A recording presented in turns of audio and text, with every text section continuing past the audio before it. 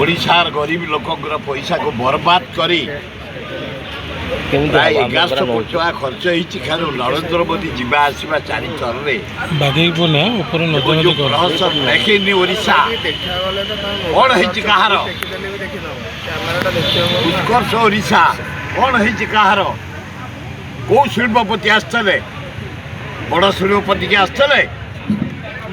এই ଛୋଟିଆ କମାରଶଳ ସାବୁନ ଫ୍ୟାକ୍ଟ୍ରି, ଏ ଖଲି ଫ୍ୟାକ୍ଟ୍ରି, ଏଇ ଇଣ୍ଡଷ୍ଟ୍ରିଆଲିଷ୍ଟ ଆସିଥିଲେ। ତାଙ୍କ ପିଛା ଖାଲି ପଇସା ଗୁଡ଼ାକ ବରବାଦ ହେଲା। ନାଚ ଗୀତ ଖାଇବା, ନାଚ ମେଲୋଡ଼ି, ଛାମୁଣ୍ଡିଆ, କଲରିଂ, ସଫା, ଫୁଲ ସଜା, ଲାଇଟ୍ ସଜା, 10 କୋଟି ଟଙ୍କା ବରବାଦ ହେଇଛି। ମୁଁ ଭାବିଥିଲି ଓଡ଼ିଶା ବଜେଟ୍ରେ ଓଡ଼ିଶାର ସ୍ଥାନ ପାଇବ। ଦିଲ୍ଲୀରେ ଇଲେକ୍ସନ୍ ଥିଲା, ତାକୁ 100 କୋଟି ଦିଆଗଲା।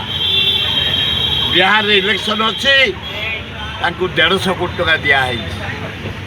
ଅଥଚ 1.5 ଲକ୍ଷ 1000 କୋଟି ଦିଆହେଇଛି ବିହାରକୁ। ଓଡ଼ିଶା କିଛି ନାହିଁ।